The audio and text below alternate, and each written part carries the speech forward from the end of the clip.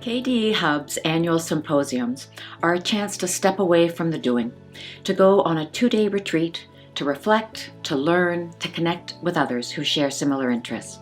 In 2022, the symposium theme was helping mental health promotion flourish in Canada.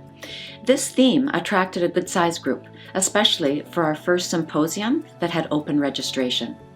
Over 300 registered from all provinces and territories across Canada. Over 180 actively participated. As expected, a large group was from the Mental Health Promotion Innovation Fund, local projects, the Public Health Agency of Canada, and KDE Hub partners. They were joined by many others with diverse interests and roles in mental health promotion. Those who gathered are co-narrators of the symposium story and the evolving story of helping mental health promotion flourish in Canada. We're in a very, very important time as a society, as communities, as leaders, as participants in a story that we're trying to tell together. And it is the story of change. The change in this collective story is fundamental. A clear message from the symposium was that much more needs to be done, especially to change structures and systems that disadvantage some more than others. There's a gap, and there's a gap in our pandemic strategy that we need to think about. Because we focused on treatment of illness and we focused on supports for distress, but we've not focused on wellness, psychological wellness. And if we don't focus on the social determinants of health, if we don't think about equity, and if we don't think about wellness and thriving, so if we don't think about mental health promotion, it's going to be really difficult for us to rebuild and have a resilient population coming out of this pandemic. I understand the magnitude and the complexity of the challenge and the ingenuity and courage required by communities and caregivers when they know that the system is not working for their people.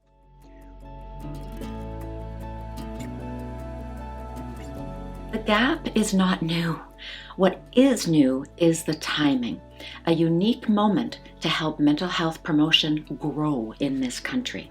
This is the percentage of Canadians who say their mental wellness has been worse or substantially worse since the pandemic. Everybody will tell you that there's an echo pandemic, some people call it, of mental health problems in COVID. And that's because COVID seems to increase the rates of mental health problems as well as psychological distress. And those social determinants interact with COVID-19 to make greater impacts in certain populations. The pandemic worsened mental health challenges, but the problem was big before the pandemic too. What's different now is how much more visible mental health problems are and how much more aware the general population is about the importance of mental health, what drives mental health challenges, and what needs to change. The upstream work that you are doing to support people's mental health during these challenging times is going to be pivotal for the long term. While COVID-19 has indeed been difficult, it also seems to have made a little bit easier for Canadians to admit that they are struggling. The disproportionate impact of the pandemic is absolutely driven by structural and social determinants of health and our lack of collective action to address or fill that gap. So what are we going to do differently? We have to take bold action to ensure a different course, and that's health promotion. If that's not where we want to go, then what are we going to do that lands us someplace different?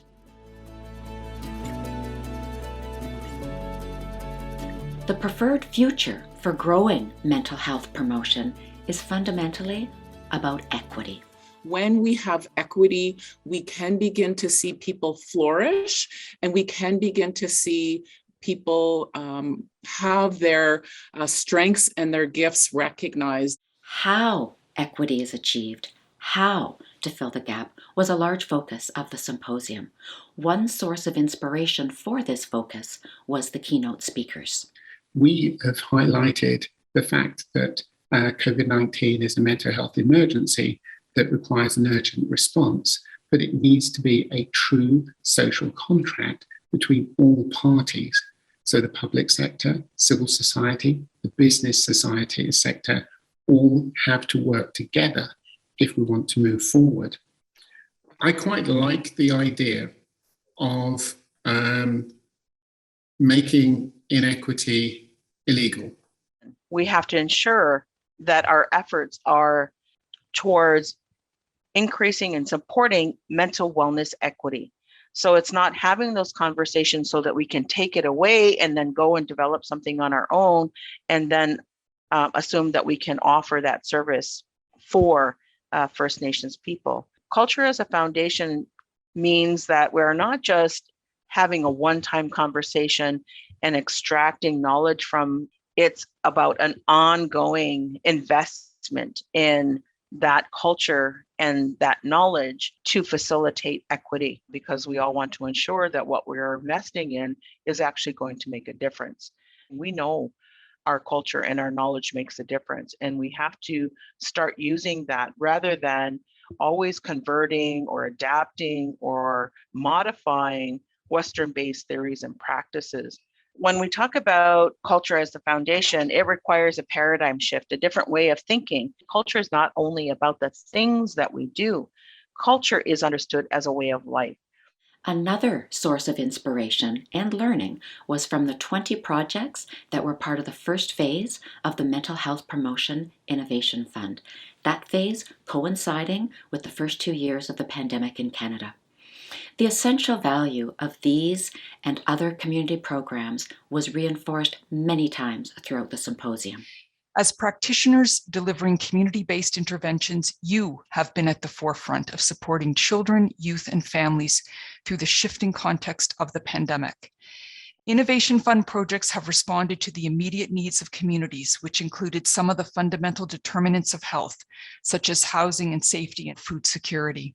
Vous avez tous un rôle important à jouer pour établir le domaine de la promotion de la santé mentale, par l'adoption de l'approche multisectorielle englobant tous les déterminants et les partenariats qui appuiera la promotion utile et durable de la santé mentale à long terme.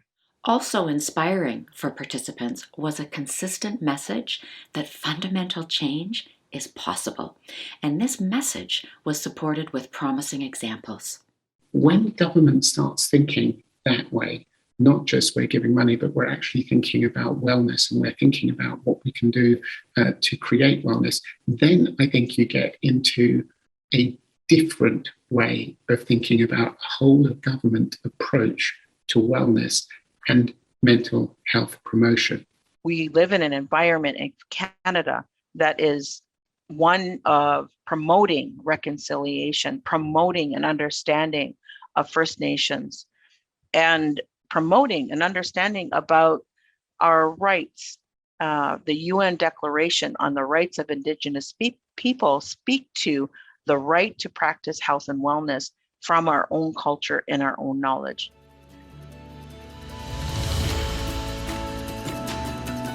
Change is possible, and making these changes will take learning from other jurisdictions and from each other.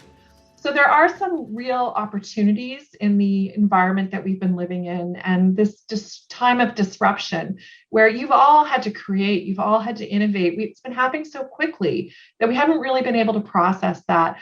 And so I think there will be a lot moving forward that we'll be able to learn from each other and really capitalize on heading into the future. The learning itself also needs to change, starting with what is considered quality evidence. Despite the marginalization and attempts that have been taken to exterminate us, we've had different knowledges that have kept us alive. They are a gift that is available to non-Indigenous Eurocentric thought to design, co-construct new solutions. This is a new kind of evidence. You know, this whole issue of what is quality evidence to a scientist who wants to publish in a journal, what's quality evidence to a child and parent who needs services, you know, what's quality evidence for people who are engaged in service delivery, what's quality evidence for a policymaker. I mean, those are hard to operationalize. We are uncomfortable. This is a disruptive time. And, you know, what are we learning from each other that will help to make us less siloed and better able to connect in a way that will really support health promotion, mental health promotion, and knowledge mobilization? You have to begin with the stance that knowledge is sacred. And you have to demonstrate the sacredness of that knowledge, meaning those who have the responsibility to carry that knowledge within a community, within a family, within a society. The sentiment was strong that quality evidence is only useful if it informs meaningful change. This meant that calls for paradigm shifts at the symposium extended to knowledge mobilization. Well, I was asked to reflect a little bit on how I would describe my perspective on knowledge mobilization. And I think the prompt was in a word or a phrase. And so actually, the word is easy for me. The word is relationships. It's really around creating connections and thinking outside of the box when it comes to partnerships. Knowledge mobilization is the establishment of relationships that are sacred because the knowledge lives in those people who are living the experiences. From my perspective, in that when I think of contextualizing knowledge, and really from the get-go is taking that humble, open approach and recognizing that you're trying to share in ethical ways what really was never yours to begin with as a researcher, and really being open about the depth of knowledge in communities, in structures, in culture, and looking to bring it together. There was an honesty about what it takes to make fundamental change, an honesty that was received by participants as a promising signal for the future. As far as the past existing, very colonial structures of the way in which we develop knowledge and share it, I just want to say those structures still exist, and that the fact that we are trying to be more adaptive and flexible is good, but you're really shining a light on the importance of addressing structural and inherent racism within our policies and our processes. And I will say, from a privileged position of where I sit and where I come from and who I am, that can be really uncomfortable.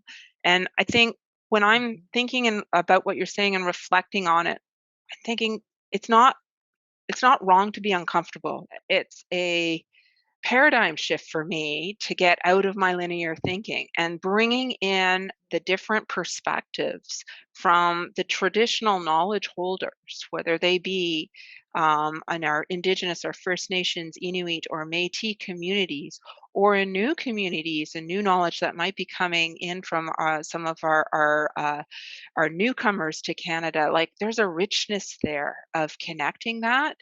And not being and sitting in the complexity a little bit more. But we can't afford to fool ourselves and give us that false sense of comfort, because colonial policies today also exist, and they're policies that assume that culture doesn't matter, Indigenous knowledge doesn't matter, that our sources of evidence are not quality, and that we have to figure out a way to work around that.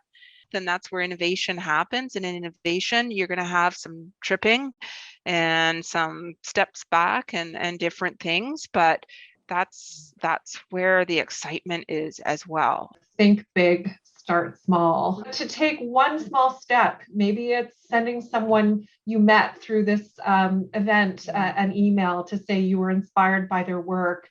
Taking one risk.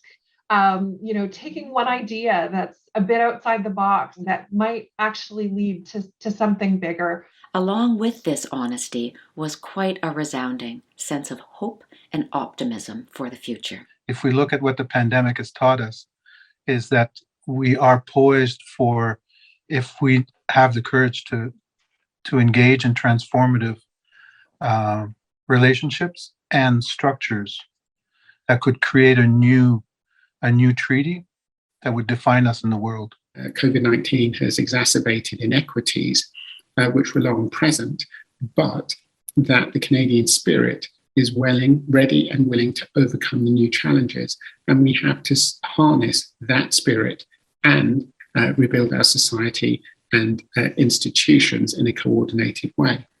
My hope is real and it's big. We are no doubt entering a growth phase for mental health promotion. There is energy and momentum to change what's broken in our systems and structures so that so many people do not reach breaking points themselves. I believe the desire to support mental wellness and flourishing is so compelling because it's as much in the structures and systems of societies, sometimes considered out there, as it is in here, in our own hearts and minds, the lived experiences we have of feeling our own version of flourishing. And coming full circle to where this video started, the value of gatherings like the Hub's annual symposium was reinforced, especially to inspire and narrate our collective story. The annual symposium for me has brought together a shared understanding of mental health promotion, and it almost invigorated a new passion within me, a passion that's always been there. I think what happened at the symposium was that we had the model coming to life, really, because we had some of the decision makers who work at the macro level attend. We had the minister involved, along with a parliamentary secretary, and we had executive level director general from the Public Health Agency of Canada participating in these sessions. So these are people involved in the macro policy level, hearing what's happening in communities. Now I feel a lot stronger about, holding the message that I've always wanted to do in order to contribute to my community and raise more mental health among a lot of vulnerable populations. All that is really needed is one person. That one reaching out can change it all. I believe in the power of that one. And so here we are gathered, a group of ones from all across the country, supported by the Public Health Authority of Canada, our government, believing that our ones can make all the difference for the one. Wow, what a powerful moment. What a powerful moment, this world of ones. One person alone, if we think that we are a stick, and we are all, like, one stick can be broken very easily, but when we come and we join with a whole bunch of other sticks or twigs, that collective is very hard to break. The symposium is an opportunity for you to recharge and learn and build skills and connect with all sectors, all jurisdictions, all types of expertise, research, policy, practice perspectives, and all a place in growing field of mental health promotion. We are so much stronger together.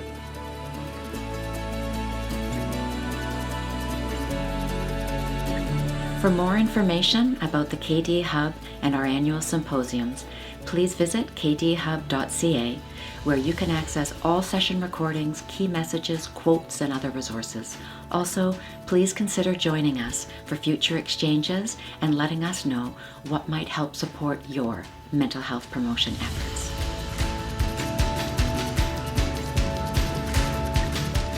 This is my first mental health awareness conference of any kind. It resonates with me being a youth at risk not so long ago. I just wanted to take notes. I wanted there to be a transcript. It has been like amazing. It has been really amazing. Amazing, incredible, really.